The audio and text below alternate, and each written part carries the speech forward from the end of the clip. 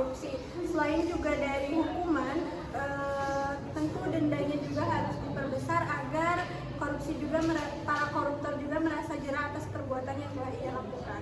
Dan juga selain itu kita juga harus menimbulkan rasa kesadaran diri terhadap hak akan orang lain gitu. Bagaimana sih gitu tanggapan Nadia mengenai korupsi yang ada di Indonesia, khususnya yang ada di Garut? Tanggapan saya sebagai mahasiswa, saya berharap semoga tindakan korupsi di Indonesia ini, khususnya di Garut, semakin menurun dan tidak terjadi peningkatan lagi. Kita sebagai mahasiswa harus menjadi agen perubahan atau harus menjadi seseorang yang mampu menjadi contoh bagi masyarakat luas agar tidak melaksanakan tindakan korupsi tersebut. Ada satu lagi pertanyaan, mungkin yang terakhir ya, bagaimana sih gitu tanggapan dia mengenai kasus korupsi bansos yang terjadi di Indonesia? Karena kan ada banyak gitu ya kasus korupsi bansos yang khususnya terjadi di Indonesia. Tanggapan saya merasa miris dan prihatin itu terhadap aparat pemerintah yang tidak amanah terhadap masyarakatnya. Selain itu juga saya menjadi tidak percaya, kurang percaya terhadap aparat pemerintah yang tidak amanah tersebut, dan tentunya juga merugikan masyarakat luas. Untuk kita juga sebagai mahasiswa harus bisa mengedukasi atau memberitahu kepada masyarakat luas tentang bahayanya korupsi dan ciri-ciri bahwa tindakan tersebut itu korupsi gitu.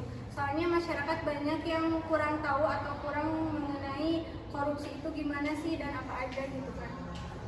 Mungkin hanya itu. Baik, terima kasih kepada Nadia yang telah meluangkan waktunya untuk bisa kami wawancarai. Assalamualaikum warahmatullahi wabarakatuh. Saya Tia Nabila dari kelompok 5 akan mewawancara terkait kasus korupsi yang ada di Indonesia khususnya. Sebelumnya dengan Ibu siapa? Ibu Sarah.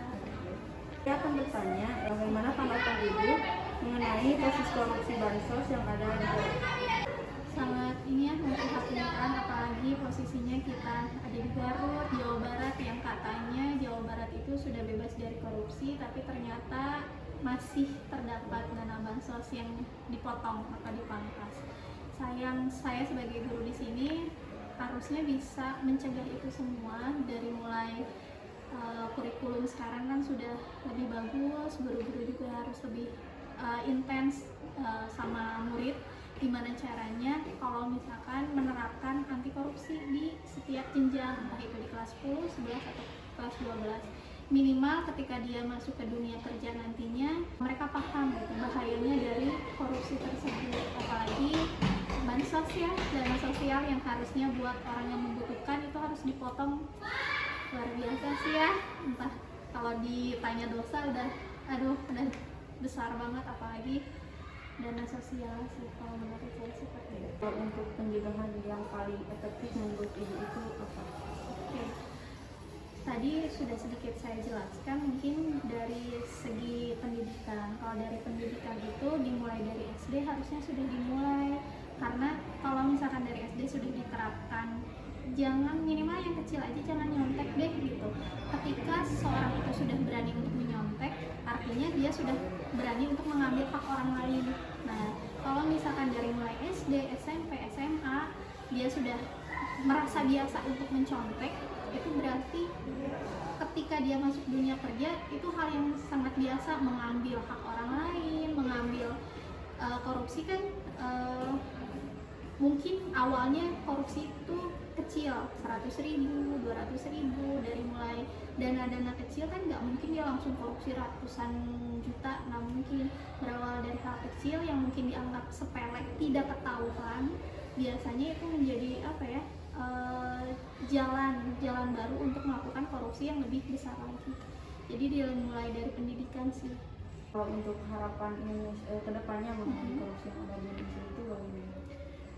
Ya harapan semua orang mungkin ya, harapannya jangan ada korupsi lagi, entah itu dari mulai korupsi kecil-kecilan yang cuman di up dari harganya harus 100.000 jadi 200.000, hal yang kecil, sampai ke korupsi yang besar yang mungkin kalian juga bisa lihat di TV yang korupsinya sampai miliaran, ngambil dana masyarakat kita gitu, dari mulai pajak dan lain sebagainya. Saya harapkan nggak ada sih ya, benar-benar dibuat jerak, nggak cuma pakai baju luar oren doang, tapi mereka benar-benar drop nggak mau lagi sampai melakukan korupsi sih. Pengennya seperti itu.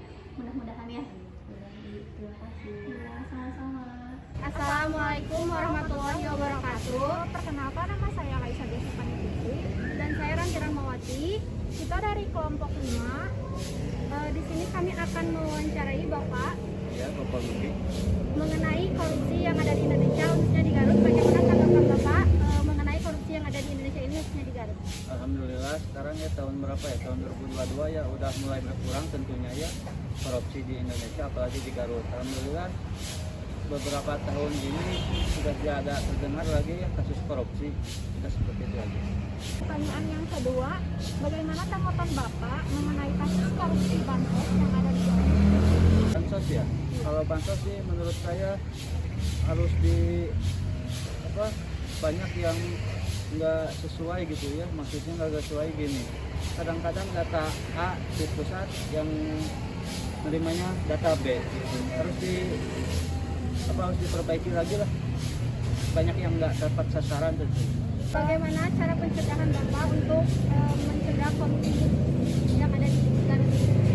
Tentunya harus pihak yang berwenang ya tentunya KPK harus lebih tegas lagi pada namanya kasus korupsi. Mungkin hukum-hukumnya harus lagi diperketat. Sudah. Baik Bapak, terima kasih. Mohon maaf telah mengganggu waktunya.